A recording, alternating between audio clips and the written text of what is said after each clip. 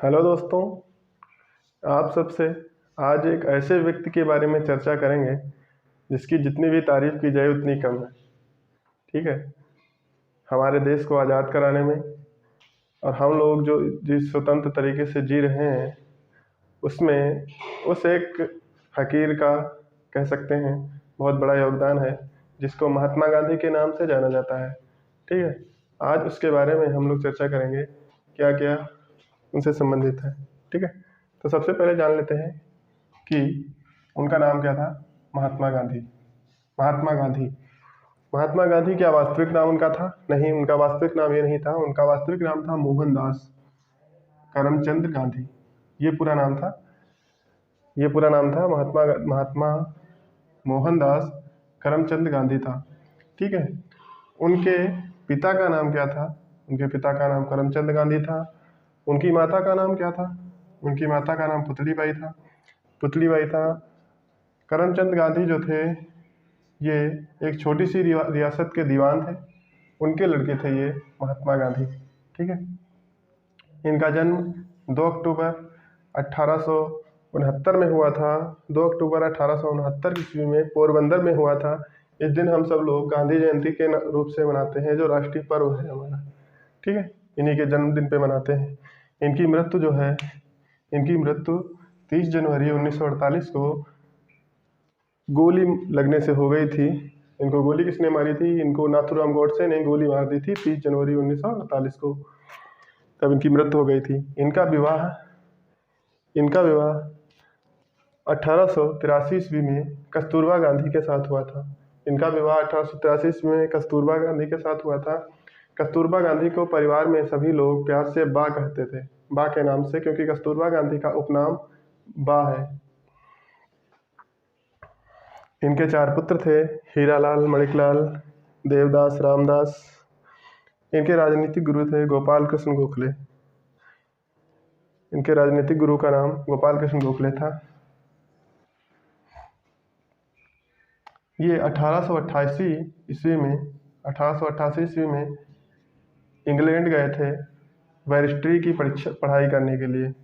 1888 ईस्वी में बैरिस्ट्री की पढ़ाई करने के लिए गए थे इंग्लैंड से। डिग्री लेकर 1891 ईस्वी में ये वापस आ गए। और 3 साल बाद 93 में दादा अब्दुल्ला का केस लड़ने के लिए, दादा अब्दुल्ला एक व्यापारी थे, इनका केस लड़ने के लिए वो दक्षिण अफ्रीका चले गए और वहीं रहने लगे। और वहाँ जो गोरे और कालों के बीच भेदभाव हो रहा था उनके लिए लड़ने लगे। नटाल कांग्रेस की स्थापना इन्होंने 1894 ईस्वी में दक्षिण अफ्रीका में ही की थी। ठीक है। दक्षिण अफ्रीका में इनको 2 पदक मिले थे, जुलू और वोवर। ये पूछा जाता है कब मिले थे। ये पदक मिले थे 1999 में। केसरे हिंद की उपाधि इनको किसने दी थी? ब्रिटेन सरकार ने केसरे हिंद की उपाधि से इनको सम्मानित किया था 1915 ईस्वी में। 1915 ईस्वी में इनको केसरे हिंद की उपाधि दी गई थी। और जब 1919 में 13 अप्रैल 1919 में जलियांवाला बाग हत्याकांड हुआ तो महात्मा गांधी जी ने केसरी हिंद की उपाधि जो थी वो वापस कर दी थी। प्रथम कांग्रेस अधिवेशन में कब भाग लिया था महात्मा गांधी? प्रथम कांग्रेस अधिवेशन में कोलकाता अधिवेशन 1901 में प्रथम बार भाग लिया था। और प्रथम बार अध्यक्ष कब बने थे? प्रथम बार अध्यक्ष बने थे 1924 के बेलग्राम कर्नाटक अधिवेशन में। केवल महात्मा गांधी कांग्रेस के एक ही अधिवेशन में अध्यक्ष बने हैं, जो है 1924 का बेलग्राम कर्नाटक। ठीक है। प्रथम सत्याग्रह की शुरुआत इन्होंने प्रथम बार 1906 ईस्वी में दक्षिण अफ्रीका से की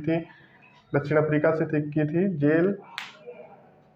जेल का अनुभव इनको 1908 ईस्वी में पहली बार मिला। पहली बार जेल 1908 ईस्वी में गए। टालस्टॉय फर्म की स्थापना 1910 में इन्होंने की थी। और ये भारत वापस कब आ गए? भारत वापस आ गए 9 जनवरी 1915 ईस्वी को। 9 जनवरी 1915 ईस्वी को ये भारत वापस आ गए। इसी दिन 9 जनवरी को 2007 से प्रवासी भारतीय दिवस के रूप में मनाया जाता है। प्रवासी भारतीय क्या होते हैं? प्रवासी भारतीय उनको कहते हैं जो भारत के रहने वाले हैं, भारत के नागरिक हैं। प्रवासी वो होते हैं जो भारत के नागरिक हैं, वो किसी दूसरे देश में किसी काम के लिए रहते हैं, किसी काम के लिए रहते हैं या टहलने के लिए जाते हैं, उनको प्रवासी भारतीय कहते हैं। ठीक है, प्रवासी भारतीयों के लिए मनाया जाता है 9 जनवरी को प्रवासी भारतीय दिवस मनाया जाता है। राष्ट्रपिता, इनको कुछ उपनाम दिए गए हैं, राष्ट्रपिता इनको किसने कहा था? सुभाष चंद्र बोस जी ने। सुभाष चंद्र बोस को नेता किसने कहा था? महात्मा गांधी जी ने कहा था। सुभाष चंद्र बोस को नेता महात्मा गांधी जी ने कहा था। और महात्मा किसने कहा था? रविन्द्रनाथ टैगोर। रविन्द्रनाथ टैगोर को तो सभी लोग जानते होंगे। रविन्द्रनाथ टैगोर जी ने एक पुस्तक लिखी है आनंद मठ, उसमें से जनगण मन अधिनायक लिया गया है, जो राष्ट्रगीत है हमारे यहाँ का, जो राष्ट्रगान है हमारे यहाँ का। मलंग बाबा, खुदाई खिदमतगार ने इनको मलंग बाबा कहा था। अर्धनग्न फकीर, वेस्टन चर्चिल ने इनको अर्धनग्न फकीर का उपनाम दिया है। गांधी जी के द्वारा जो सत्याग्रह और आंदोलन किए गए थे भारत में, वो इस तरह है। देखिए, भारत में प्रथम सत्याग्रह चंपारण सत्याग्रह कब हुआ था? 1917 ईस्वी में। इसमें था क्या? इसमें था जो अंग्रेज थे वो नील की खेती करने के लिए किसानों को विवश करते थे। और जहाँ पे नील की खेती हो जाती है वहाँ की जो ज़मीन है वो ऊसर हो जाती है, बंजर हो जाती है। इसलिए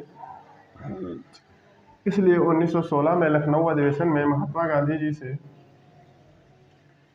राजकुमार शुक्ल जी ने निवेदन किया था कि हमारे यहाँ ये सत्याग्रह क्रिया के या उसका निवारण करने के लिए कुछ निर्णय निकालिए।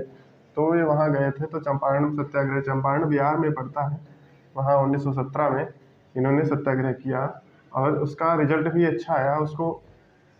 फिर उसमें फैसला यह हुआ कि यदि जिसके पास 20 कट्ठा ज़मीन है उसमें से वो 3 कट्ठा ज़मीन जो है उस पर नील की खेती करेगा, बारी बारी से, ताकि पूरी ज़मीन उसकी खराब ना हो। इसलिए इसको क्या कहा जाता है? तिनकटिया पद्धति भी कहा जाता है। तिनकटिया पद्धति भी कहा जाता है। अगला सत्याग्रह इन्होंने किया था खेड़ा सत्याग्रह। खेड़ा सत्याग्रह किया था अहमदाबाद मिल मजदूर 1918 में। इसमें था कि मिल में जो काम करने वाले मजदूर थे, तो यदि कोई भी प्राकृतिक आपदा आ जाती है या उस समय जब वो घर बैठे होते हैं, जब मिल में काम नहीं होता है, तो उस समय किसानों का कहना था कि कुछ ना कुछ हमको बोनस दिया जाए, यानी कि कुछ ना कुछ हमको काम दिया जाए। ना काम दिया जाए तो उसका पैसा थोड़ा सा दिया जाए, जितना हम काम करते हैं उस समय जितना मिलता है उतना ना दिया जाए, तो उसका कुछ अंश दिया जाए, ताकि उनका और उनके परिवार का जीवन सही सलामत चल सके। ठीक है, इसके विरोध में भी सफलता मिली थी। खिलाफत आंदोलन 1919 में शुरू हुआ। असहयोग आंदोलन 1919 में शुरू हुआ था और 5 फरवरी 1922 में गोरखपुर के पास एक चौरी चौरा नाम का स्थान पड़ता है। उत्तर प्रदेश के गोरखपुर जिले में एक चौरी चौरा नामक स्थान पड़ता है। वहाँ भगवान दास अहिर एक व्यक्ति था, उसके नेतृत्व में असहयोग आंदोलन में महात्मा गांधी के लिए पास आ रहे व्यक्तियों ने रैली निकाली थी। उन पे पुलिस वालों ने उनको आगे बढ़ने से रोका और उन पे लाठीचार्ज किया। तो उन लोगों ने क्या किया, उनको घेर के जेल में बंद कर दिया, जो उनकी कोठरी थी जेल में बंद कर दिया और उसको चारों तरफ से आग लगा दिया। उसमें 22 अंग्रेज पुलिसकर्मी मारे गए थे। ठीक है, तो महात्मा गांधी जी ने 13 फरवरी को 12 फरवरी को ये असहयोग आंदोलन जो है इसको वापस ले लिया और कहा कि हम ऐसा आंदोलन नहीं करना चाहते थे जिसमें कोई ना कोई हिंसा हो। ठीक है, इसमें हिंसा को देखते हुए उन्होंने इस असहयोग आंदोलन को वापस ले लिया। सविनय अवज्ञा आंदोलन जो था 1930 में स्टार्ट हुआ। 1930 में स्टार्ट हुआ और नमक सत्याग्रह 1930। डांडी मार्च जो है अहमदाबाद से स्टार्ट हुआ था और डंडी नामक स्थान तक गया था। और इसमें कितने लोग थे? 78 लोगों के साथ। भारत छोड़ो आंदोलन 1942 में